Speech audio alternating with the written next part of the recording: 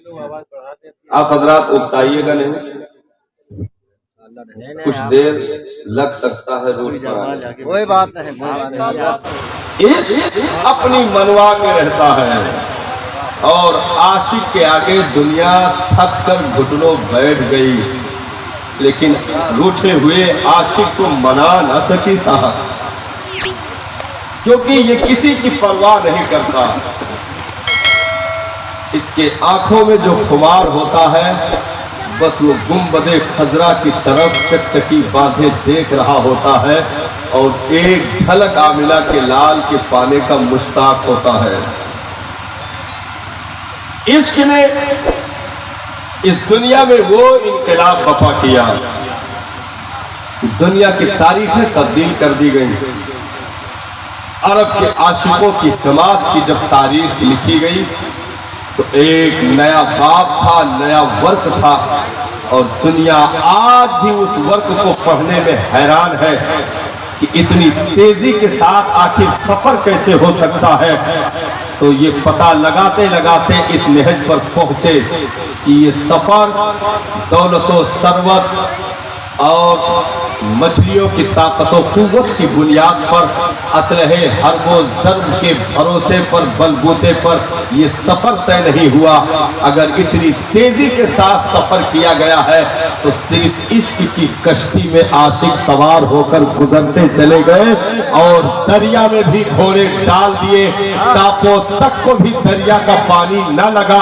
پار اتر کر کے صحابہ نے دیکھا، کہا یارا ہم تو باتوں میں مگن نہیں، پیچھے دریا چھوٹ گیا، دریا ہم پار کر کے چلے آئے۔ دریا نے بھی اپنا سینہ کشادہ کر کے بتا دیا، یارا ان کا پیار ہو تو ہم سمندر بھی راستہ دینے کے لیے تیار ہیں، ان کا کوئی عاشق ہو تو صحیح۔ حضرت سفینہ سرکار کے پیارے صحابی اور غلام اپنے قافلے سے بچھڑ گئے، راستہ چلتے جنگل میں دور تک پہنچ گئے، جھاڑیوں سے شیر نکل کر سامنے آ گیا، پنجے دکھانے لگا، قریب تھا کہ حملہ کر دے۔ حضرت سفینہ مسکرائے، خوف زدہ نہیں ہوئے، غم نہیں کیا، تھر تھر نہیں کانپے، لرزے نہیں، بے ہوش نہیں ہوئے، بلکہ شیر کو دیکھتے رہے اور مسکراتے رہے۔ کہا او جنگل کے شیر، حملہ کرنے سے پہلے میری بھی سن لے، حملہ کرنے سے پہلے میری بھی سن لے۔ یا ابا الحارث انا سفینۃ مولا رسول اللہ، اے جنگل کے شیر کان کھول کر کے سن لے، میرا نام سفینہ ہے، میں مصطفیٰ جان رحمت کا غلام ہوں، اگر کچھ کہا تو شکایت ان کے دربار تک پہنچ جائے گی۔ یہ سننا تھا کہ شیر حضرت سفینہ کا تلوا چاٹنے لگا، آگے آگے چل کر قافلے سے جا کر ملا کر واپس ہوا، اور دیکھتے ہوئے گویا یہ کہہ رہا ہو یارا تم نے ان کا نام لے لیا جن کی نعتیں ہم بھی پڑھا کرتے گئے۔ وہ عشق اس دنیا میں رب نے اتارا اور مخلوق کو عاشق بنایا گیا، کیونکہ عشق کے ذریعے جو سفر ہوتا ہے اس سفر میں نہ مشکلات دیکھے جاتے ہیں، نہ کٹھنائیاں دیکھی جاتی ہیں، نہ کانٹے دیکھے جاتے ہیں، نہ چبھن کی تکلیفیں دیکھی جاتی ہیں، نہ کٹن کا درد دیکھا جاتا ہے، بس یہ دیکھا جاتا ہے کہ محبوب راضی ہے کہ نہیں۔ عاشق صرف یہ دیکھنا چاہتا ہے کہ وہ جس سے پیار کر رہا ہے ان کے لبوں پہ مسکراہٹ ہے کہ نہیں، ان کے لبوں پہ مسکراہٹ ہے کہ نہیں۔ نہیں، جنگ زوروں پر ہو، ایک صاحب زخموں سے چور، پیٹ بھی چاک ہو گیا ہو، اکڑیاں بھی باہر پڑی ہو، بازو بھی قلم ہو گئے ہو، بس آخری ہچکی لے رہے ہو کہ اب موت گلے لگائے کہ تب موت گلے لگائے۔ میدان میں پڑے پڑے اچانک یہ خیال آیا کہ کوشش کروں، ہو سکتا ہے میں مسیح تک پہنچ جاؤں، اسی حالت میں انہوں نے نگاہ اٹھائی تو قریب ہی سرکار جلوہ افروز تھے. تو انہی زخموں کے بل کھسکتے ہوئے سرکار کے قدموں میں پہنچ گئے اور سر نبی کے تلوے پر رکھ دیے اور ایک جھلکی سرکار کے چہرے انور کی زیارت کی اور مسکراتے ہوئے جان جان آفری کے حوالے کر دی کہ گر وقت اجل سر تیری چوکھٹ پہ جھکا ہو جتنی ہو قضا ایک ہی سجدے میں ادا ہو اور ڈھونڈائی کرے صدر قیامت کے سپاہی ڈھونڈائی کرے صدر قیامت کے سپاہی وہ کس کو ملے جو تیرے دامن میں چھپا ہو. زندہ باد زندہ باد. جس دن وجود میں آ جائے صاحب اس دن رتیوں کی نیندیں آنکھوں سے غائب ہو جائیں گی. پھر آدمی بے خبر نہیں ہو سکتا کیونکہ عاشق کو دنیا میں نیند نہیں آتی. عاشق کو دنیا میں نیند نہیں آتی. یہ ہوا میں بات میں نے نہیں کہ میں دلیل دے رہا ہوں. عاشق کو دنیا میں نیند نہیں آتی. شب معراج سرکار تشریف لے گئے. حریم قدس میں کسی کے کھرراٹے کی آواز سنی. حریم قدس میں کسی کے کھرراٹے کی آواز سنی. جو سو رہا تیز تیز آواز آ رہی. سرکار نے مولا کی بارگاہ میں عرضی لگائی میرے پروردگار یہ کس کی آواز ہے؟ ارشاد فرمایا گیا آپ کے عاشق صادق ویسے کرنی کی آواز ہے. دنیا میں جس نے نیند کو اپنے پلکوں پہ آنے نہیں دیا آج اسے آرام کی نیند دے دی گئی. عاشق کو نیند نہیں آتی. یار کوئی کچھ تلاش کر رہا ہو اور سو جائے یہ ہو نہیں سکتا. کوئی کچھ تلاش کر رہا ہو ڈھونڈ رہا ہو اور نیند آ جائے ڈھونڈتے ہوئے تو یا تو ڈھونڈنے میں سچائی نہیں تھی یا تو ڈھونڈنے والا سچا نہیں تھا. کچھ آپ تلاش کر رہے ہو نیند آ جائے یہ ہو نہیں سکتا. بس یہ دیکھنا ہے کہ آپ تلاش کیا کر رہے ہو. نہیں جیسے کوئی اپنا کرتا تلاش کر رہا ہو تو بیٹھ کے غفلت میں کچھ گفتگو بھی ہو جائے یہ تو ممکن ہے. لیکن کوئی اپنا لاڈلا بیٹا تلاش کر رہا ہو کوئی اپنا لخت جگر تلاش کر رہا ہو تو ایک لمحے کے لیے کسی کے پاس کھڑے ہو کر وقت ضائع نہ کرے گا. کوئی لگانا بھی چاہے تو کہے گا یارا رک جاؤ میں بہت ضروری چیز کے لیے نکلا ہوں میں بہت قیمتی چیز تلاش کر رہا ہوں اس لیے ابھی میرے پاس وقت نہیں ہے. اور جو عاشق محبوب تلاش کر رہا ہو جو عاشق محبوب تلاش کر رہا ہو ایک جھلک پانے کے لیے جو بے تاب و بے قرار ہو سرگردہ ہو غوث پاک فرماتے ہیں میرے اوپر بغداد کے زمانے میں ایک ایسی کیفیت آئی کہ میں دوڑتا صرف مجھے خبر نہیں ہوتی کہاں جا رہا ہوں. جب ہوش آتا تو بغداد سے مہینوں کے سفر میں ہوتا. جب ہوش آتا تو مہینوں کی دوری پر میں پہنچ چکا ہوتا. میں کہاں جا رہا کس کو ڈھونڈ رہا اپنے وجود کی بھی خبر نہیں ہوتی. دجلہ کے کنارے ہری گھاس کی پتیوں کو کھاتا رہا یہاں تک کہ اس کی ہریالی ان نسوں میں نمایاں ہونے لگی. کوئی کسی کو تلاش کرے نیند نہیں نہیں آ سکتی ہے. اسی لیے عاشق بنو عاشق تاکہ دنیا میں غفلت کی نیند نہ آئے, کیونکہ مومن سونے کے لیے نہیں آتا, سونے کو جگانے کے لیے پیدا کیا جاتا ہے. نعرہ تکبیر, نعرہ رسالت, سبحان اللہ.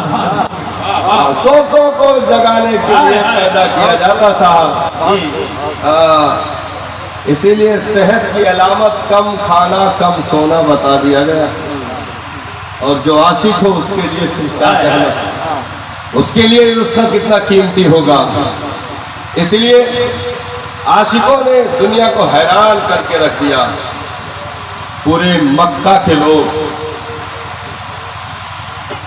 مقابلہ کے لیے بھی تیار ہوئے, قرآن کے مقابلے میں آیت بھی بنانے کے لیے کوششیں کر ڈالی, نبی کو پاگل دیوانہ ساحر مجنون کہہ کر پھپتیاں کس کر بدنام کرنے کی بھی کوششیں کر ڈالی. طائف میں دوڑا دوڑا کر کے 3 کلومیٹر دور تک پتھر مار کر کے بھی کوششیں کر ڈالی. حرم کعبہ میں اونٹ کے اوجھڑیوں کا وزن سر مصطفیٰ پہ ڈال کر بھی کوششیں کر ڈالی. سب کچھ کر ڈالے, بدر بھی کر ڈالا, احد بھی کر ڈالا, خندق و تبوک بھی کر ڈالا, لیکن پوری تاریخ گواہ ہے ایک بھی عاشق کو ایمان سے ہٹا نہ پائے, ایک بھی عاشق کا ایمان نہیں لے پائے. اسی لیے تو خالد بن الولید ایمان سے پہلے بیٹھے گھاٹی کے پاس سوچ رہے تھے, یارا ہم ان کے لیے گڑھے بھی کھودتے ہیں, تلواریں بھی چلاتے ہیں, ہم اسلحوں کا استعمال کرتے ہیں, وہ سب کچھ سہ لیتے ہیں. ہم نے 70 صحابہ کو احد میں کاٹ دیا. یہ خالد بن الولید کا حملہ تھا جو حالت کفر میں تھے کہ 70 کو کاٹ ڈالا, اس کے بعد کٹ گئے لیکن اسلام سے ہٹے نہیں. کچھ تو ہے جس کی پردہ داری ہے, اور یہی سوچ خالد کو ایک دن گھوڑے کے پشت پر سوار ہوئے مدینہ کی طرف لیے جا رہی تھی. گھوڑا سمت شہر نبی چل رہا تھا, خالد کی گردنیں جھکی ہوئی تھیں اور گھوڑا مدینہ کے سرحد میں داخل ہوا. خالد اترے, در سرکار کی طرف بڑھے اور جا کر قدموں میں ڈھیر ہو گئے. میرے آقا نے مرحبا کہا خالد بہت دیر کر دی آنے میں, لیکن چلیے آئے تو استقبال ہے, آ گئے تو پھر استقبال ہے. پھر ایسے عشق کا جام پیا اس عاشق مست نے, اس عاشق بے خود نے, اس عاشق زار نے, اس عاشق محبوب پروردگار نے, اس عاشق کردگار نے وہ جام پیے صاحب, وہ جام پیے کہ اس محبوب کا بال تک اپنی ٹوپی سے ہٹا نہ سکے. محبوب کے سر کا بال تک اپنی ٹوپی سے خالد پوری زندگی ہٹا نہ سکے, اور بھری جنگ میں ٹوپی تلاش کر کے دنیا کو بتا دیا, یارا موت کی پرواہ نہیں, معشوق کے سر کے بالوں کے حفاظت کی فکر ہے. خالد کٹ جائے چلے گا, لیکن معشوق کے سر کے بال کو بھی ذرہ برابر ٹھیس نہ پہنچنے پائے, کوئی تکلیف نہ پہنچنے پائے. یہ عشق نہیں آسان جس کو تو سمجھتا ہے ایک آگ کا دریا ہے, وہ بھی ڈوب کر جانا ہے. واہ واہ واہ. اس لیے عشق والوں نے تو دنیا کو حیران کر کے رکھ دیا. آج بھی دنیا حیران ہے نبی کے عاشقوں سے, اور اسی پانی کو کم کرنے کے لیے, اسی ذائقے کو ختم کرنے کے لیے دنیا میں تحریکیں چلی. آج بھی تحریکیں چل رہی کہ صرف مسلمانوں کے دل سے ان کے پیغمبر کا عشق نکال دو, پھر اس قوم کو بے موت مار دو گے, کوئی پرسان حال بھی نہیں ہوگا. یہی تحریک چلائی گئی, اور اس عشق کو کم کرنے کے لیے, اس کے سرور کو, اس کی بے خودی کو, اس کی مستانگی کو, اس کی دیوانگی کو کم کرنے کے لیے بڑی لمبی تحریکیں چلی, لمبی تحریکیں چلی. اور عاشقوں کو ہر دور میں آزمایا گیا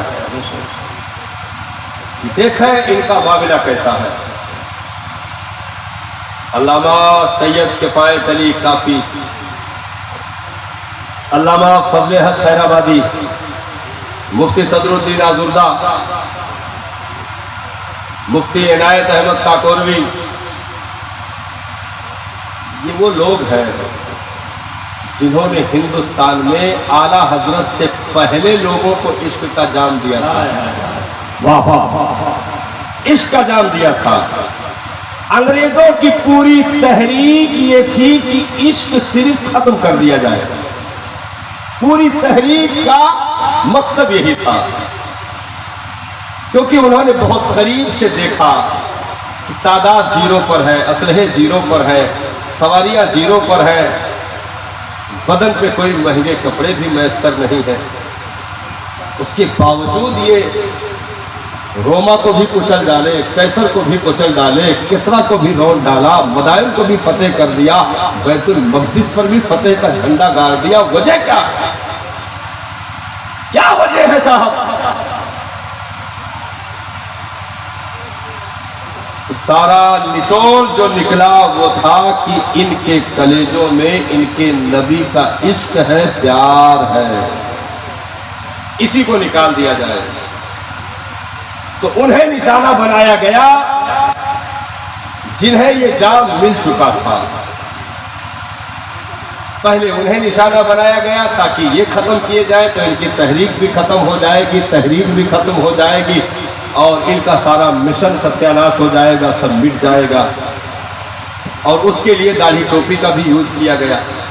اور اسی ہندوستان میں دین کے خلاف تبلیغیں کی گئیں، نبی کی عشق و محبت کے خلاف ساری تحریکیں چلائی گئیں، اور اس عشق کو کم کرنے کے لیے بڑی ناپاک کوششیں کی گئیں، یہاں تک کہ عاشقوں نے دلی جامع مسجد کے سامنے سے گزرنے والی سڑک کے کنارے لگے ہوئے درختوں پر دسیوں ہزار علماء ربانیین کے سر لٹک رہے تھے، اور عاشقوں نے اس پھندے پر لٹک کر کے بتا دیا یہ عشق کم نہیں ہو سکتا ہے، ہم کٹ تو سکتے ہیں، ہم کبھی گھٹ نہیں سکتے، مٹ نہیں سکتے، کیونکہ یہ عشق کا جام ان کا ہمیں مل چکا ہے۔ علامہ فضل حق خیر آبادی کو کالے پانی کی سزا، علامہ سید کفایت علی کافی کو مراد آباد کے جیل میں بند کر دیا گیا۔ سلاخوں میں ڈالنے کے بعد جو سزائیں دی گئی، استری گرم کی گئی، جسے کپڑا کیا جاتا ہے استری گرم کی گئی، گرم کرنے کے بعد علامہ کے بدن کا کرتا اتار کر کے اس پر گرم استری بدن پہ پھیری گئی، اس سے کھال سب ادھر گئے، اور نمک اور مرچ پسوا کر کے ان زخموں میں بھر دیا گیا۔ ہندوستان میں مراد آباد جیل کے اندر یہ دردناک سانحہ ہوا۔ علامہ فضل حق خیر آبادی کو ننگا بدن کر کے مونج کا لباس پہنا دیا گیا، مونج کا لباس پہنا دیا گیا، چکیا پسوایا گیا، چکیا پسوایا گیا۔ تڑپ رہے تھے کیونکہ مونج کے ہر ایک عضو میں کانٹے ہوتے ہیں، بدن آپ ہلا بھی نہیں سکتے، وہ چبھن، وہ درد، وہ تکلیف، زخموں سے خون کا ابلنا۔ کہا گیا فضل حق خالی یہ کہہ دو کہ جو یہ تحریر ہے یہ تمہاری نہیں ہے، جو تم نے لکھا ہے کہہ دو ہماری نہیں ہے۔ کہا نادان، فضل حق مر جائے، قبر میں اتر جائے، اس کے بعد کوئی آ کر پوچھے تحریر کس کی ہے تو وہی سے جواب دے گا تحریر میری ہے، تحریر میری ہے۔ میں وہیں سے جواب دوں گا، کیونکہ تجھے نہیں معلوم عشق کے نمک کا ذائقہ کیسا ہوتا ہے، تجھے نہیں معلوم ہے عشق کے نمک کا ذائقہ کیسا ہوتا ہے۔ علامہ فضل حق خیر آبادی کے زخموں پہ نمک اور مرچ لگائے گئے، آپ بے ہوش ہو کے گر گئے جیل میں، ہاتھ میں ہتھکڑی ہے، پاؤں میں بیڑی، گلے میں توق ہے، مراد آباد جیل کے سامنے بڑا میدان ہے، آج بھی وہ میدان موجود ہے۔ اس میدان میں بڑا پھانسی کا پھندا تیار کیا گیا اور اعلان کر دیا گیا کہ صبح کو کفایت علی کافی کو پھانسی کی سزا دی جائے گی۔ سید کفایت علی کافی کون ہے صاحب؟ اعلیٰ حضرت نے ایک جملے میں وہ درد بیان کیا، مضمون کی بندش تو میسر ہے رضا، مضمون کی بندش تو میسر ہے رضا، کافی کا درد دل کہاں سے لاؤں؟ کافی سید کفایت علی کافی، مضمون کی بندش تو میسر ہے رضا، کافی کا درد دل کہاں سے لاؤں؟ وہ ذات علامہ سید کفایت علی کافی علیہ رحمہ کی ہے۔ آپ چائے کے چکر میں میٹھا گڑبڑ ہو جائے گا، تھوڑا پیچھے سے پکڑا دوں۔ مضمون کی بندش تو میسر ہے رضا، کافی کا درد دل کہاں سے لاؤں؟ اعلیٰ حضرت نے برجستہ کہا۔ سید کفایت علی کافی علیہ رحمۃ رضوان بے ہوش ہو گئے۔ انگریزوں نے اعلان کر دیا صبح کو اسے پھانسی دی جائے گی، اگر زندہ بچ گیا تو۔ نمک مرچ پورے بدن پہ مل دیا گیا، پڑے ہیں جیل کے اندر۔ اعلان ہوا ہے رات کا آدھا حصہ گزرا ہوگا، مراد آباد جیل اچانک روشن ہو گئی، مراد آباد جیل اچانک روشن ہو گئی۔ آنکھیں کھولی تو مصطفیٰ جان رحمت، سبحان اللہ، زخم عشق کا مرہم عشق سامنے موجود، مرہم عشق سامنے موجود، پھر عاشق کو کوئی زخم کیوں ستائے؟ سید کفایت علی کافی اٹھ کر بیٹھ گئے۔ میرے آقا نے ارشاد فرمایا بیٹا کفایت علی کوئی تکلیف؟ کہا سرکار تھی اب نہیں ہے، تکلیف تھی اب نہیں ہے، کیونکہ اب مطلوب و مقصود سامنے آ چکا ہے، اب نہ وہ درد ہے، نہ ٹیس ہے، نہ پیڑا ہے، کچھ نہیں ہے، کیونکہ سرکار آپ مل گئے، سارا غم بھول گئے۔ واہ واہ، زندہ باد۔ اور اسی جواں مردی، اسی جذبے اور اسی کر و فر کے ساتھ سینہ کشادہ کر کے بیٹھ گئے۔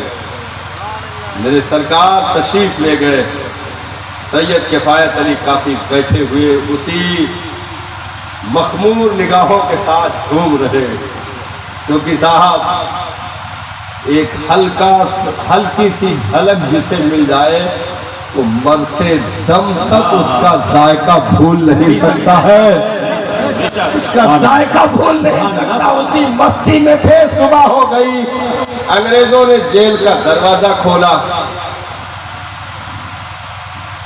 وہ تو اس تمنا میں کھولے تھے کہ مر گیا ہوگا یا پڑا ہوگا، ہاتھ پیر ڈھیلے ہو گئے ہوں گے زخموں کے درد اور پیڑے سے، گھسیٹ کے لائے گے، اگر کچھ رمق باقی ہوگی تو پھانسی پہ چڑھا دیں گے، نہیں تو ایسے گھسیٹ کے باہر پھینک دیں گے۔ جیل کا دروازہ کھولا تو آنکھوں کے ڈوروں میں سرخیاں، اور اسی جلال و ہیبت کے ساتھ شیر ببر بیٹھا ہے، ایسے لگتا ہے جیسے کچھار کا شیر نر آزاد ہونے کے لیے بے قرار ہے۔ واہ واہ، اسی جواں مردی کے ساتھ بیٹھے تھے۔ انگریزوں نے کہا کہ چلیے وقت ہو گیا ہے، کہا چلو، کہا اب بھی وقت ہے، کہہ دو کہ آپ نے نہیں لکھا ہے، کہا ذلیل مقدر سے تو یہاں تک پہنچا ہوں، تو ہٹانا چاہتا ہے، مقدر سے تو یہاں تک پہنچا ہوں، کیونکہ عشق کے نمک کا وہ ذائقہ ہوتا ہے جو عاشق ہی بتا سکتا ہے صاحب، دور رہنے والے ذائقہ نہیں سمجھ سکتے۔ اٹھے، بیڑیوں کی چھنکار کے ساتھ آپ باہر نکلے، انگریزوں سے کہا او نادانو تمہیں کیا معلوم ہے، ہم عاشقوں کے نزدیک یہ بیڑیوں کی جھنکار شہنائیوں کا مزہ دیتی ہے، بیڑیوں کی جھنکار شہنائیوں کا مزہ دیتی ہے۔ تمہیں کیا معلوم ہے؟ بس یہ ہے کہ چلو، تم نے کہا چلو تو چلو۔ نکلے، لاکھوں کی بھیڑ انتظار میں تماشا دیکھنے کے لیے کھڑی ہوئی ہے۔ علامہ سید کفایت علی کافی اس بھیڑ کے درمیان سے گزر رہے ہیں اور پوری جمع مردی کے ساتھ چل رہے ہیں۔ سینہ کشادہ، قد لمبا، بال گھنگرالے، وہ حسین چہرہ، کیونکہ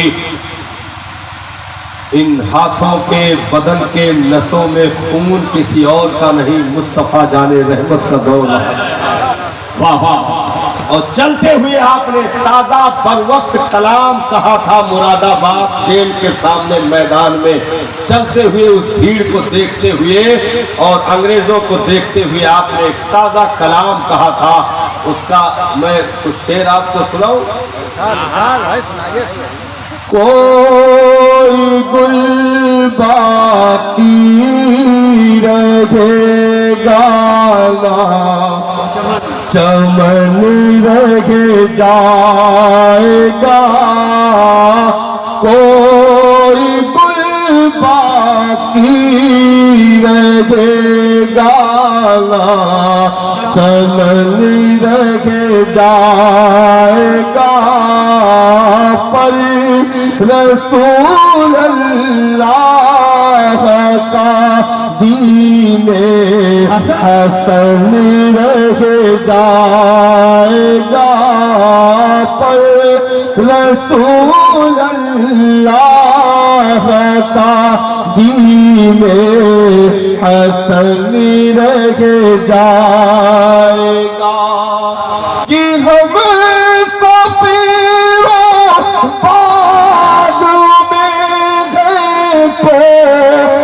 دم کا چہرے چاہا بولے اڑ جائے گی سونا چمن رہ جائے گا، بولے اڑ جائے گی سونا چمن رہ جائے گا، جو پڑھے گا صاحب لیلا کے اوپر درود، آگ سے محفوظ اسی کا تن بدن رہ جائے گا، آگ سے محفوظ اس کا تن بدن رہ جائے گا، پر رسول اللہ کا دین حسن رہ جائے گا۔ وہ عشق کا نغمہ اس ہندوستان کی مٹی پر اس عاشق نے سنایا تھا، اور انگریزوں کی پوری تحریک جوتیوں تلے لوٹ کر پھندے کو چوم لیا اور کہا ذلیلو تم کیا مارو گے، ایک کفایت علی جائے گا، پیچھے ہزاروں کفایت علی کھڑے ہو جائیں گے، ہاں کیونکہ اسلام کا وہ پودا ہے جتنا بھی کاٹو گے ہرا ہوگا۔ یہ تحریک کبھی رکنے والی نہیں ہے، کیونکہ بنیاد کسی کمزور چیز پر نہیں بلکہ عشق پر بنیاد اس مذہب کی رکھی گئی ہے، اور محبوب کا متوالا بنایا گیا ہے، محبوب کا عاشق بنایا گیا ہے، اس لیے یہ تحریک کبھی مٹ نہیں سکتی ہے، یہ تحریک کبھی ختم نہیں ہو سکتی ہے۔ اس لیے ہم اور آپ مقدر سے نبی کے عاشقوں کی جماعت میں پیدا ہوئے ہیں، الحمدللہ۔ ہمیں اور آپ کو اس کا لاج نبھانا ہے، ہاں اس کا لاج ہمیں نبھانا ہے، کیونکہ اگر یہ قدم ڈگمگاتے ہیں بہت ساری امیدوں پر پانی پھر جائے گا۔ क्योंकि तुम्हें कौम आदम से लेकर के कौम ईसा तक सारी कौमें तुम्हें तक रही हैं। तुम सारी निगाहों के मरकज हो। सारे अंबिया तुम्हें तक रहे हैं, सारे फरिश्ते तुम्हें तक रहे हैं, यहाँ तक कि शहीद करबला तुम्हें देख रहे हैं। वाह वाह, मुस्तफ़ा जाने रहमत तुम्हें देख रहे हैं, क्योंकि तुम कौम की आबरू हो, तुम इस जमीन की जीनत हो, तुम मखलूक के सरदार हो। तो इन मखलूक में जितनी भी उम्मतें गुजरी हैं, सब में सबसे अफजल हो, सबसे आला हो, सबके पेशवा हो, क्योंकि तुम सबके जुर्मों की गवाही दे सकोगे। तुम्हारे जुर्मों की गवाही कोई नहीं दे पाएगा। वो तुम्हें मकाम अता किया गया, वो तुम्हें इमामत अता की गई, वो तुम्हें करमना बनी आदम के ताज का जायका अता किया गया इस जमीन पर, कि अगर ये कदम डगमगाते हैं तो बहुत सारी उम्मीदों पर पानी फिर जाएगा।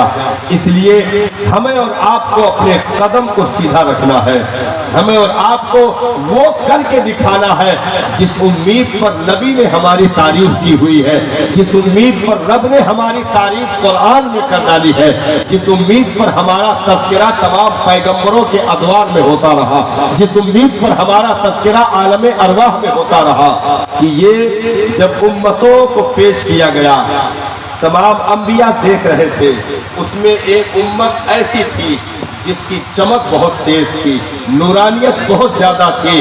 तो देखते हुए हजरत मूसा अलैहिस्सलाम ने अर्जी लगाई थी मौला की बारगाह में कि परवरदिगारा, ये कौन है जिसकी रोशनी आंखों को खीरा कर रही है, ये कौन लोग हैं मौला, ये किसकी चमक है? तो रब ने इरशाद फरमाया, प्यारे मूसा, ये मेरे महबूब की उम्मत है। सुभान अल्लाह, जिसकी चमक तुम देख रहे हो, ये मेरे महबूब के उम्मती ने। हजरत मूसा ने अर्ज की, मौला ये उम्मत मुझे अता फरमा,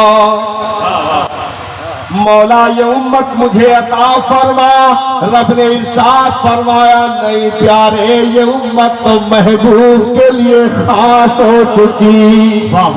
सुभान अल्लाह, मोहर लग चुका है, ये उम्मत महबूब के लिए खास हो चुकी। तो हजरत मूसा ने एक तमन्ना की, अर्जी लगाई, मौला फिर मुझ कलीम को, मुझ मूसा को इस उम्मत में शामिल फरमा।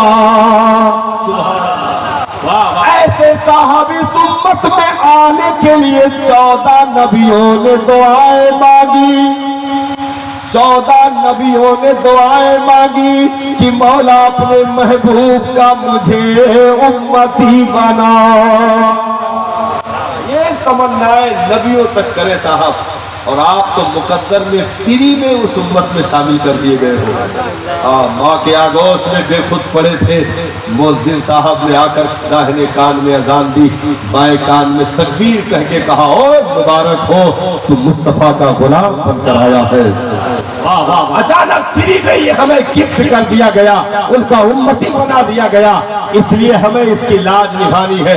मौला ने कुरान मजीद में इरशाद फरमाया, अल्हाकुमुत तकासुर हत्ता ज़ुरतुमुल मकाबिर, तुम्हें कसरते माल तलबी ने हिलाक कर दिया, यहाँ तक कि तुम कब्रों में पहुंच गए, फिर भी वो तमन्ना पूरी न हो सकी। क्योंकि याद रखो, नबी ने इरशाद फरमाया, इस पापी पेट को भरने के लिए दुनिया में कोई चीज नहीं रखी गई, इस पेट को सिर्फ एक चीज से भरा जाएगा, उसे कब्र की मिट्टी कहा जाता है।